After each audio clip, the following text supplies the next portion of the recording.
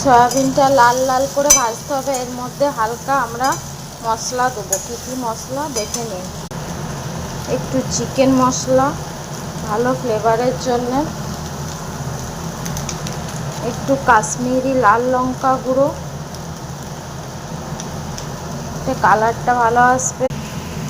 সামান্য পরিমাণে chilli flakes, যেমন ঝাল খাবেন তেমন ঝাল দেবেন। আর আমার বাড়িতে বানানো ভাজা মশলা হোমমেড দিয়ে দিলাম, আর সামান্য নুন দিয়ে দেবো। সয়াবিন আমি একদম শুকনো করে লাল লাল করে এভাবে ভেজে নিয়েছি।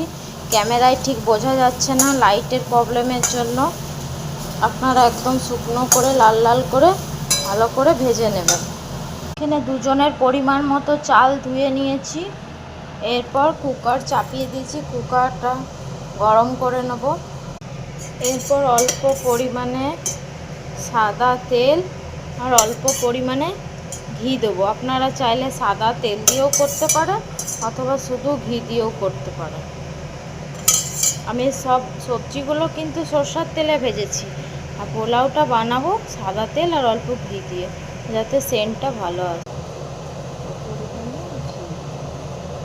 তেল গরম হয়ে গেছে, আমি দুটো গরম মশলা এর মধ্যে দিয়ে দেবো। একটা স্টার ফুল, একটা বড় এলাচ, এর মধ্যে দারচিনি লং আপনারা সবই দিতে পারেন, বাট আমি এই দুটোই ছিল হাতের সামনে, এই দুটোই দিলাম। আর গুঁড়ো গরম মশলা। তেল গরম হয়ে গেছে, এর মধ্যে আমি বাকি ভেজে রাখা সব সবজিগুলো দিয়ে দেবো। সব সবজি দিয়ে নিয়েছি, এর মধ্যে চালটাও দিয়ে নেব। চাল দিয়ে ভালো করে সব মিক্স করে দেবো।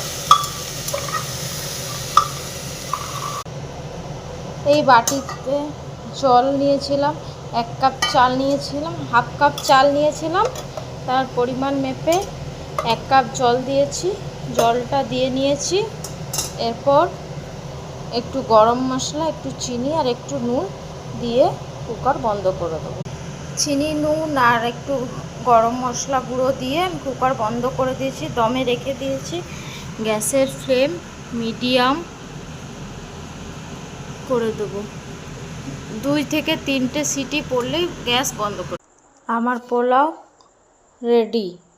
3টে সিটি দেওয়ার পর ভাপে রেখে এই এখন জাস্ট খুললাম। এটা এবার একটু ঠান্ডা হলে ঝরঝরে হয়ে যাবে।